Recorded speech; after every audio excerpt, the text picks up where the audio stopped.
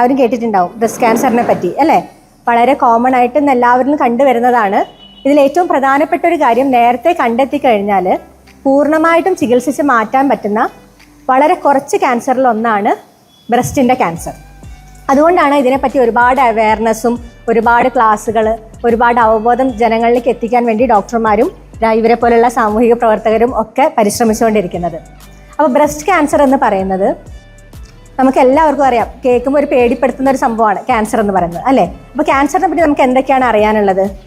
എന്തൊക്കെയാണ് ക്യാൻസർ വരാനുള്ള കാരണം അല്ലേ? എന്തൊക്കെയാണ് ക്യാൻസറിൻ്റെ ലക്ഷണങ്ങൾ?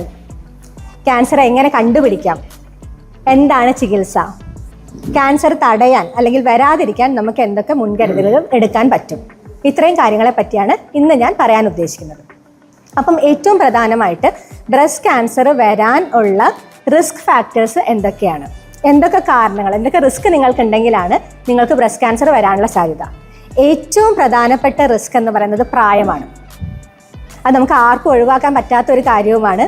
എല്ലാവരും അല്ലേ വയസ്സാവും.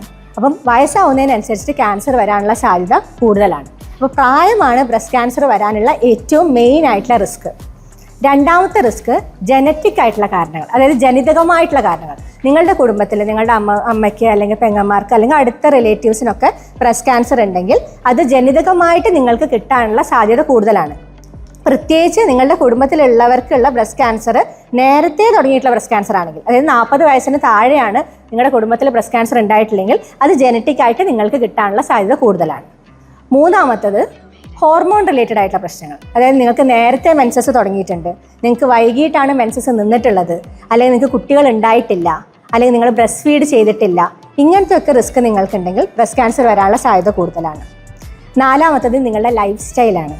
അതായത് റെഡ് മീറ്റ് ഒരുപാട് കഴിക്കുന്ന ആളുകളാണെങ്കിൽ, അല്ലെങ്കിൽ പച്ചക്കറിയുടെ അളവ് കുറവായിട്ട് കഴിക്കുന്ന ആളുകളാണെങ്കിൽ, കൊഴുപ്പ് കൂടുതലായിട്ട് അടങ്ങിയ ഭക്ഷണം കഴിക്കുന്ന ആളുകളാണെങ്കിൽ, ഇങ്ങനെയൊക്കെയുള്ള ആളുകളാണ് നിങ്ങൾക്കെങ്കിൽ ക്യാൻസർ വരാനുള്ള സാധ്യത കൂടുതലാണ്. അപ്പോൾ ഇത്രയുമാണ് ബ്രസ്റ്റ് ക്യാൻസർ ആയിട്ട് വരാനുള്ള റിസ്ക് ഫാക്ടേഴ്സ്.